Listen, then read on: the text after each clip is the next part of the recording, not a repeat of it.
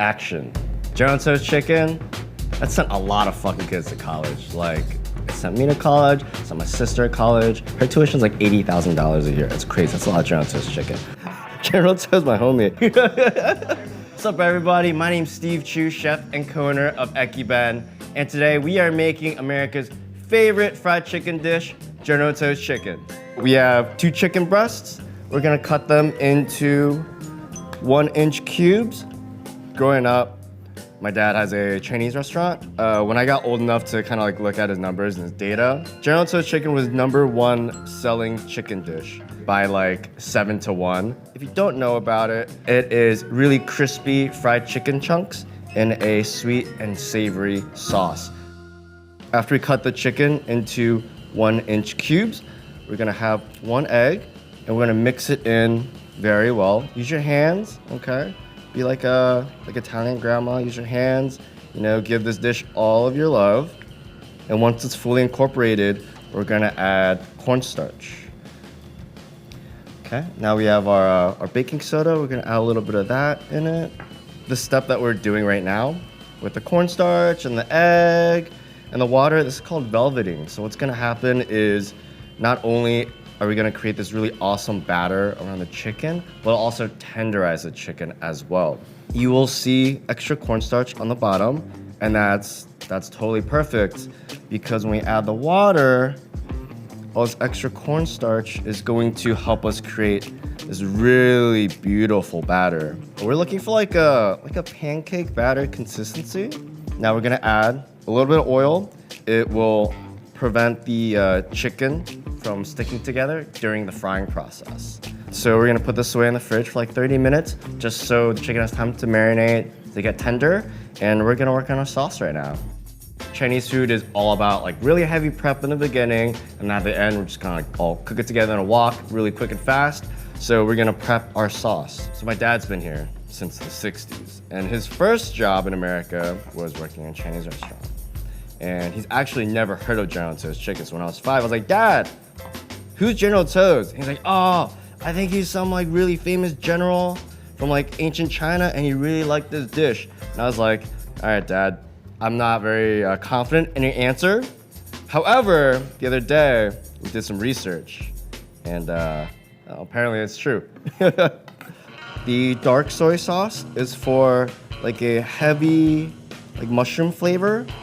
And the light soy sauce is to like add a little bit more salt and to not make your dish as dark. Got our oyster sauce. Oyster sauce adds a good amount of umami. Oh, there we go. Boom. And then ketchup. Ketchup's gonna give it more umami, some sugar, sweetness, and acidity. Stir that together. Got the sauce mixed up. Let's go over there, finish the rest of our sauce, fry the chicken, live the dream. So get your wok really hot. We're gonna add a little bit of oil. We got some of these beautiful Tianjin dried chili peppers. We're gonna crack them in half to release the flavor. You gotta be quick. Garlic. Woo!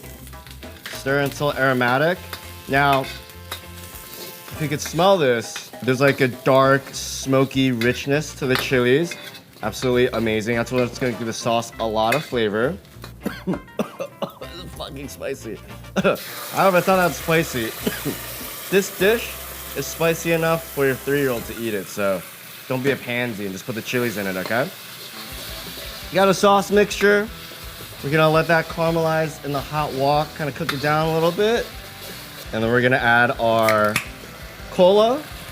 The Coca-Cola part of this recipe is something that's unique to me. It's kind of like my own riff on the dish. I love the sarsaparilla root in cola, especially the red cola. But for my dad and my relatives and all the other chefs I've talked to, they just use pounds and pounds and pounds and pounds and pounds and pounds of sugar. While it's reducing, I'm going to get my cornstarch slurry ready. Just gonna use my finger. And what you always wanna do is taste all of your ingredients.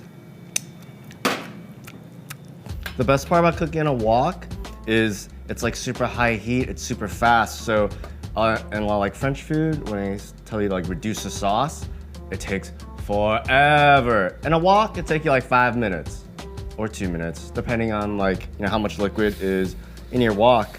Only use the red cola. Don't be using that blue shit. No one likes that blue shit.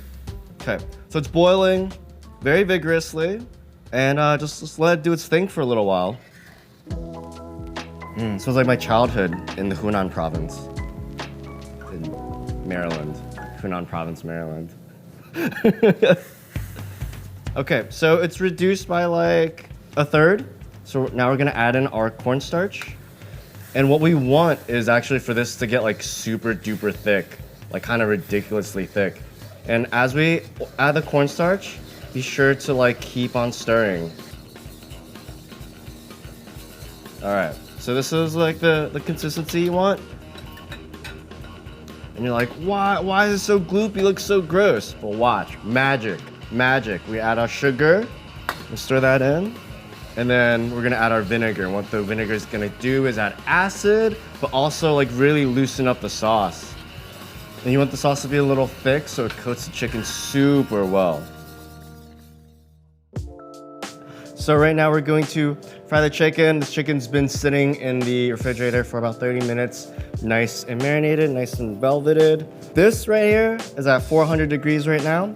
And we're just gonna drop the chicken pieces in one by one. Like we're really not cooking for a long time because in this recipe, we have a 3-step cooking process, right? We have like the first fry and then it carryover cooks. And you have like the second fry at a higher temperature. And then we're gonna cook it in together with the sauce. So this is what we're looking for, right? So it gets like nice golden brown. You see the batter puff up. Orange chicken, General Tso's chicken, sesame chicken, they're all derivatives off each other. So if you look at Chinese restaurant menu, there's like hundreds and hundreds of things. The base sauce is very, very, very similar. Difference is orange chicken might have a little bit of like orange juice, orange zest, orange peels, and sesame chicken might be General Tso's chicken with no chilies and like a fuck ton of sesame seeds. All right, let's do the broccoli. All right, this is really fucking easy. Salt, hot water, boom, stir. Let it sit for a couple minutes so the water can help agitate the salt. Broccoli. And we're actually gonna cut florets. We're just gonna cut it from the root right here. So there is a ancient myth on why Chinese restaurants use so much broccoli, and it is because it's economically friendly. And also Americans love that shit. Yeah, we fucking love broccoli. Broccoli with cheese, broccoli and baby food. I mean, broccoli is as American as red cola. So we got all these beautiful broccoli florets. What we're going to do is we're going to just dunk it in the water. Bam, just like that. And we're gonna cook it for about maybe like 45 seconds. Not too long. 45 seconds is up. We're gonna drain this really, really well. And we're going to dump the broccoli into the ice water. We do this for 2 reasons. 1, it stops the cooking process, and 2, there's a lot of salt in that water, and just enough salt will permeate the broccoli, but you don't want any excess, so this ice water bath helps to wash off a lot of that salt. Our broccoli's ready, it's nice and chilled, so how do you know when it's ready? Just touch it, like, oh, it's cold, that's it. So we're gonna take it out of the ice water, and we're gonna let it drain. Super important to let it drain. It's about like little fine details. So if you don't let it drain, you're gonna have like a big watery mess on your plate. So broccoli's ready, our sauce is ready, bowl's nice and hot. Now we're ready to double fry our chicken. Now this oil is at 450 degrees. So what double frying does, it gives it like a much, much crispier texture. You always wanna double fry at a higher temperature than the first fry. These are gonna go in here for about maybe like 30 to 45 seconds. Or until super nice and crispy. Yeah, like General Tso's chicken's such a great gateway drug to Chinese food because it's so appropriate for the American palate. Crispy, crunchy chicken, sauce laden with a bunch of sugar, a lot of savoriness and umami to balance everything out. It's technically like the perfect dish. It's not the best dish for you, but like, you know, we're here for a good time, not a long time, so it's like whatever. So we're back at the wok station. We're going to add the chicken into the sauce like this. And we're actually gonna cook the chicken in the sauce for like a minute or so, just so the sauce can like kind of cook into the chicken. All right, now for the mandatory wok flip. Whoop, whoop, whoop. Dad, you proud of me? Look at that. All right, now ready to plate. I'm hungry. You want some? We're gonna fan this out, make it look pretty picture perfect.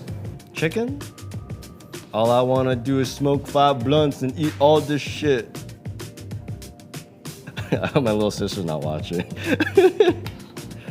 And you can garnish this with whatever you want. Scallions, extra chili. And there you have it. The OG classic New American, dare I say New American dish, Jonto chicken. America probably sells like, 1 billion of these a year. I think it's safe to say, yeah. You got a big boy. Well, it's probably one of the best things I've ever had. The sweetness perfectly balanced with the oyster sauce and the soy sauce and the garlic. Spicy, but not too spicy. Complexity from the roasted chilies.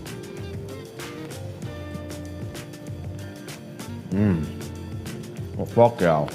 It's missing one thing. Today, you will eat the most amazing chicken dish known to man. For the recipe, click below. Come visit me in Ekman, Baltimore. This food has like 100, 200 year history. When the Chinese settlers came to work in California on the railroads, that's when this food really started to take shape. It's actually been here longer than many families of Americans.